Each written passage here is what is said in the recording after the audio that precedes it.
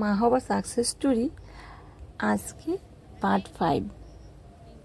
Part 4 শেষ হয়েছিল যে আমি কনসেপ্ট করেছিলাম দেবন কুমার সিংয়ের যে মেডিসিনগুলি দিয়েছিল ওইগুলি খাওয়ার 4 মাসের মধ্যেই। কনসেপ্ট করার পর ওনার কাছে গিয়েছিলাম আবার শিলচার। তারপর উনি ওই দিনই যেদিন দেখিয়েছিলাম ইউরিন টেস্ট করিয়েছিল, তো উনি দেখে কিন্তু খুশি, পজিটিভ। তারপর উনি আমাকে একটা সোনোগ্রাফি দিয়েছিলেন।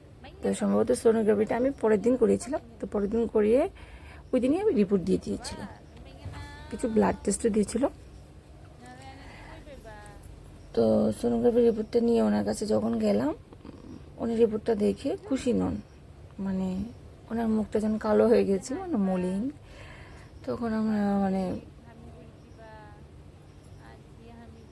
মানে কি বলবো, আর আমাদেরও যথারীতি মন খারাপ হয়ে গেছিলো।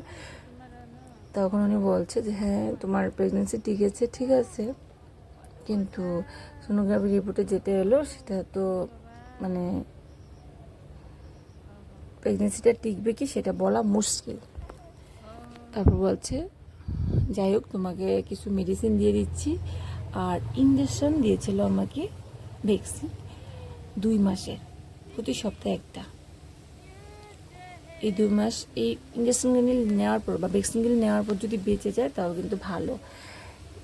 সম্ভবত যতটুকু মানে বুঝতে পেরেছিলাম যে আমার প্রেগনেন্সিটা স্যাক ওইটুকুই টিকতো, তারপর আর ভ্রূণের দেখা মিলতো না।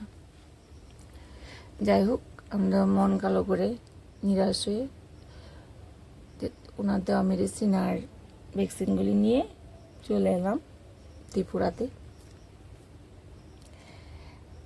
আমি একটা ভ্যাকসিন কিন্তু বাদ দিইনি, প্রতি সপ্তাহে সবগুলি ভ্যাকসিন নিয়েছিলাম। খুব কষ্ট হতো, তবুও যদি আমার সন্তানটা বেঁচে যায় এই আশা নিয়ে।